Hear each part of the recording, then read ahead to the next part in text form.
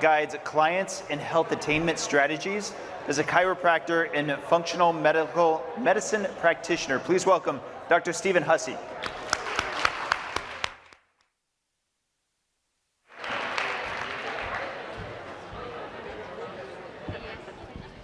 Hello. So we've had a lot of talk about biochemistry today and yesterday. And I want to talk about a little bit different perspective, a more biophysics perspective, mainly the biophysics of water and how that plays a role in our bodies. I put a lot in this presentation, probably too much, so I'll apologize in advance if I go very fast, but it's all relevant and I think it will help. So let's go. So ever since college, I've always been very health conscious. I ate a whole foods diet, exercised regularly, avoided toxin exposure, and managed my blood sugars very well as a type 1 diabetic since the age of 9. I eventually found my way to a low-carb diet, which made type 1 very easy to control. But I got these numbers, these lean mass hyperresponder numbers, but always in the context of low inflammation. So I thought I was doing pretty good. And then in June 2020, I had a CAC score done, and it was 0. So I'm feeling pretty good about things, right? And based on this information, these studies that are coming out with many people, here today, in the context of metabolic health, low inflammation, these higher numbers, not so much of an issue. So this is kind of what I was basing my decisions on to keep doing this diet, and that I was doing well. However, January 5th, 2021, I had a massive heart attack. Widowmaker heart attack. You can see the blockage there.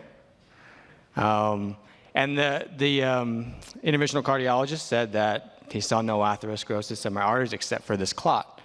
Everything else looked pretty clean. So I'm sitting there wondering what the heck happened, right? So there it was. The echocardiogram after my heart attack showed that the ejection fraction of my heart, which is supposed to be 50 to 70, was 35% to 40%, and the tissue of my heart was severely hypokinetic, meaning not conducting the signal very well. And further, about a few months after the heart attack, I started noticing that my leg, every time I would walk or try to run or something like that, became very painful. And I had severe stenosis in the artery of my leg right here from the angioseal device they used to seal the artery. Because the morning I had the heart attack, my leg was fine. And it changed the flow dynamics into my leg, and I developed atherosclerosis there. So even walking through the airport fast, my leg would hurt. So using this model, this biochemistry model, I was doing pretty good, right? But it failed me. And so to reject one paradigm without simultaneously substituting another is to reject science itself. So maybe that was my mistake. I used one paradigm to assess things, and it didn't work. And it led me into this journey of figuring out what I missed. So a different paradigm looking at things, what happens in atherosclerosis, heart attacks, and strokes? So heart attacks and strokes, I think we can all agree that the end result of that is some clot forms, blocks flow of blood, and we get an issue. And atherosclerosis, I would argue, is a similar process, just less extreme. So this study here found that the vast majority of atherosclerotic plaque was 87% clotting tissue, same kind of tissue that forms if you cut your skin and you get a clot. This study here, fibrinogen or fibrin appears to be a multipotential component of atherogenesis, intervening at virtually all stages of lesion development. So fibrin being clotting tissue. This study here says it right in the title. Platelets, which are clotting factors or clotting cells, modulate atherogenesis and progression of atherosclerotic plaques. This study here is a fascinating, research article, it's a fascinating theory of some researchers making the claim very well that plaque rupture is not actually the driver of heart attacks, it's really clotting tissue or clotting factors. We should really be focusing on those. And then Malcolm Kendrick has put a whole book out there called The Clot Thickens, arguing for clotting tissue. He's written this paper here arguing that atherosclerosis and end stages of that, heart attacks and strokes, are clotting tissue. Clotting is forming. So why does the body initiate clots? Well, if you cut your skin, it wants to stop the bleeding, so clotting tissue forms a scab, right? Same kind of thing can happen in the artery. If there's damage, the body wants to stop, the potential artery from rupturing, and it initiates clotting tissue. So in 1856, a guy named Rudolf Virchow claimed, and based on his research, that the things that cause clotting, which are endothelial damage to the lining of the artery, when elements of blood clump together, or when we get stagnant or interrupted blood flow. And that's still held pretty generally accepted in medicine today. These are the things that can induce a clotting response. So here's a bunch of boxes of things that have been shown to damage the lining of the artery or interfere with healing of the lining of the artery once that damage has happened. So if without insulin signaling, we don't get the signal for growth and repair, and that interferes with the ability of the lining of the artery to repair itself. But there's many things on this list. Things we talk about a lot here, the fluctuating blood sugars, glucose-based metabolism can all increase inflammation. Endotoxemia was mentioned. Toxin exposure has been mentioned. Lots of different things. Erythrocyte sedimentation rate is a measurement of how likely or how readily your blood cells clump together, red blood cells. And it's been shown to be a very good marker of heart attack, stroke, heart failure, and atherosclerosis.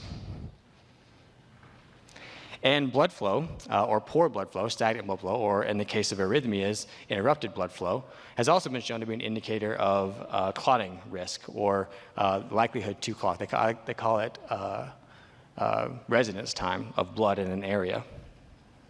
So it's the difference between, a flowing river and a stagnant puddle. I would argue that this world doesn't tell us much about clotting. It can tell us lots of things about metabolism. It can tell us, if there's some inflammation, if we get more damaged particles. But yeah, it doesn't tell us much about clotting. So we cannot solve our problems with the same level of thinking that created them. So we all know the story of Ancel Keys and how he created this problem, that cholesterol was the problem. And I think that analyzing lipids are not going to give us the solution to what actually causes heart disease. So we need a new level of thinking, and I would say that that's water. We're all told that we are a large percentage water, and it turns out that water has some very unique properties. And so water, what's called exclusion zone water or structured water or bound water, there's lots of different names for it in the research because lots of different researchers have come across it and kind of called it something different. But there's many research that have looked into this. The one who's made it most famous is Gerald Pollack at University of Washington. And he's a bioengineer, which is interesting, an engineer coming across this. But Gilbert Lang, Albertson Georgi, Maywan Ho, James Clegg, Jim Oshman, there's many researchers that have come across this idea that water has these unique properties. So what is exclusion zone water? So when water holds energy, which it can absorb energy, radiant energy, and it gets next to a water-loving surface, it actually structures itself onto that surface. So what it does is one of the oxygen and hydrogen, one of them, they cleave off this hydrogen, and these team up with other oxygens and hydrogens and form this lattice-like structure. And when they form like that, they kind of form these planar panel things, and they kind of line up like this. And this area here, this structured water, it's structured because it's more like a gel. It's not quite ice, like solid. It's not liquid. It's more like a gel, like the consistency of a raw egg white is what I would describe it as. And so in Pollack's work, he found that this phenomena does happen on vascular endothelia. Structured water does form on the lining of the artery. And so it's kind of depicted here. It's formed on the outside, and those hydrogens that are cleaved off are pushed into the middle. And so here we have a depiction endothelial cell, glycocalyx, which I'm glad Dr. Diamond brought up. And then on top of that, we have this layer of structured water, which this picture is a little bit inaccurate, which we're going to see in a minute. These authors didn't understand something about structured water, but this is kind of the best picture that I found of it. And then in Malcolm Kendrick's paper, he mentions this anticoagulant gel layer on top of the glycocalyx. And so the reason that it's called exclusion zone water is because when these kind of planar things line up, they don't line up like exactly stacked on top of one another. They line up kind of offset like that. And it makes it so there's a very small space for anything to penetrate that. And so Dr. Pollack in his work notes that the protein albumin was excluded. It could not penetrate this exclusion zone water. It almost becomes this impenetrable barrier. And that's unique, or that's important because protein is the smallest, or albumin is the smallest protein in the blood. So if we look at the size of albumin, 3.8 nanometers, what are some things in the blood that are bigger than that? Red blood cell is way too big.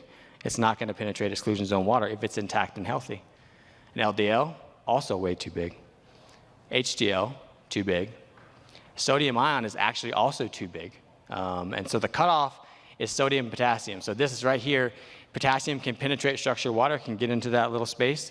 Sodium cannot, which anybody familiar with cellular physiology hopefully is like, oh my gosh, sodium-potassium pump, right? So is it a pump or is it structured water that's creating that cellular diversion or distribution?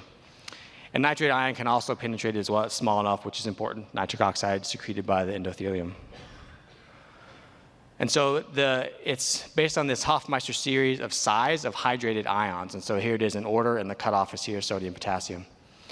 So here it is depicted, and you can see that the inaccuracy here is that the LDLs are depicted in the middle of the structured water, which would not happen because it's exclusion zone.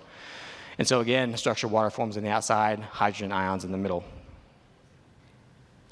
Now the other thing about structured water is that when it forms like this, because the oxygen is a bigger molecule and it's more negative and it's only got one hydrogen now, it's a very electronegatively charged area.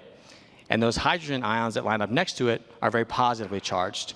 And you get a positive next to a negative, that's a battery. Okay, we all have the little batteries, we put them in there, we organize